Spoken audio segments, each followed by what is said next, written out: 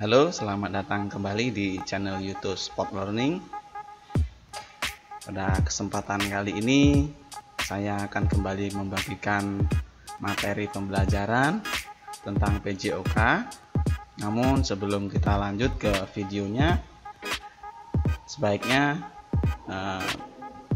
teman-teman klik tombol subscribe, kemudian like video ini jika video ini memberikan pembelajaran yang bermanfaat untuk teman-teman semuanya, dan juga komen untuk supaya saya lebih rajin untuk memberikan video tentang pembelajaran ataupun video tentang aktivitas kebugaran jasmani.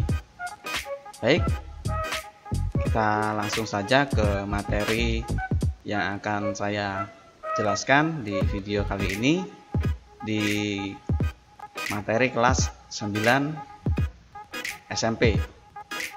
Baik, materi pada kesempatan kali ini saya akan membagikan tentang aktivitas gerak berirama. Kita langsung ke pembahasannya. Aktivitas gerak berirama yaitu senam irama merupakan salah satu bentuk dari gerak berirama. Komponen gerak dalam senam irama terdiri dari rangkaian gerakan senam yang dilakukan dengan rangkaian langkah-langkah yang disertai ayunan lengan dan sikap badan dengan diiringi suatu irama atau musik. Nah, untuk melakukan gerak rangkaian senam irama ini terlebih dahulu dikuasai dengan baik unsur-unsur gerakan dari sikap awal, kemudian langkah-langkah dan ayunan tangan atau lengan, dan juga badan. Nah, di sini juga senam ritmik, ada senam ritmik. Senam ritmik itu sama saja dengan senam irama. Nah, senam ritmik adalah gerakan senam yang dilakukan dengan ritme yang tetap. Biasanya ritme gerakan dapat dilakukan dengan hitungan atau irama musik. Senam ritmik ini dapat dilakukan tanpa menggunakan alat dan dapat juga menggunakan alat-alat yang dipegang seperti bola, tali, tongkat, simpai, atau gada. Senam ritmik merupakan senam yang dilakukan untuk menyalurkan rasa seni atau rasa keindahan, atau untuk membina dan meningkatkan seni gerak. Nah, itulah aktivitas gerak berirama. Kemudian kita lanjutkan. Nah, di sini ada sejarah sedikit tentang senam aerobik. Penggunaan istilah aerobik pernah dipopulerkan oleh Kenneth H. Cooper melalui bukunya dengan judul serupa, memperkenalkan berbagai kegiatan aerobik dengan mengemukakan penentuan kriteria dan pelaksanaannya. Nah, sejak saat itulah istilah aerobik semakin dikembangkan oleh banyak pihak hingga lahirlah istilah aerobic exercise yang di Indonesia terkenal sebagai senam aerobik. Mungkin teman-teman atau anak-anakku semuanya sudah mengetahui contoh gerak senam aerobik sendiri. Nah, disimpulkan bahwa senam aerobik adalah serangkaian gerak tubuh mengikuti irama musik sehingga melahirkan ketentuan ritmis, kemudian kontinuitas dan durasi tertentu. Hal itu bertujuan meningkatkan kemampuan kardiovaskuler dan pembentukan tubuh. Nah, untuk kardiovaskuler ini adalah daya tahan jantung kita ketika kita melakukan aktivitas. Kemudian gerakan-gerakan yang dipilih tersebut diarahkan untuk peningkatan kemampuan kardiovaskuler, yaitu menyebabkan denyut jantung meningkat sedemikian rupa ke target tertentu. Nah, itulah namanya kardiovaskuler atau yang disebut juga zona latihan. Nah, tujuan yang kedua, pembentukan tubuh. Maknanya gerakan yang dipilih mengandung unsur kalestenik yang memenuhi tuntutan teknik maupun ketentuan anatomis tertentu.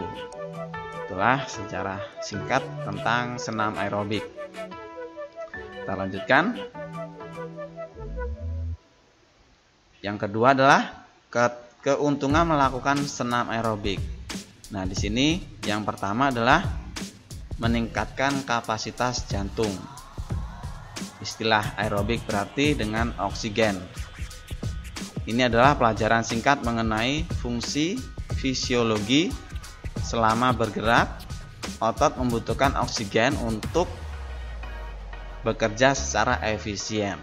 Ketika beban kerja otot meningkat, tubuh menanggapi dengan meningkatkan jumlah oksigen yang dikirim ke pelosok-pelosok otot dan jantung. Itulah keuntungan yang pertama melakukan senam aerobik. Kemudian keuntungan yang kedua adalah kekuatan otot. Nah, agar menjadi lebih kuat, otot-otot harus dilatih melebihi beban normalnya. Untuk memperkuat otot-otot harus dilatih pada intensitas yang tinggi dalam waktu yang singkat dan mempergunakan tenaga yang maksimum dan diulang-ulang.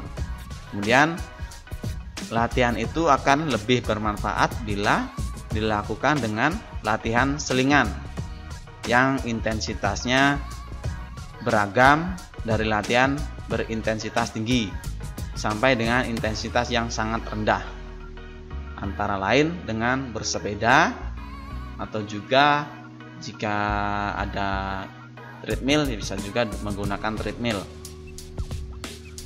Kemudian latihan dengan intensitas rendah dapat dilakukan dengan latihan ketahanan otot dengan menggunakan pipa karet, pipa ataupun barbel yang ringan. Nah, itulah keuntungan melakukan senam aerobik yang kedua. Kemudian yang ketiga adalah daya tahan otot.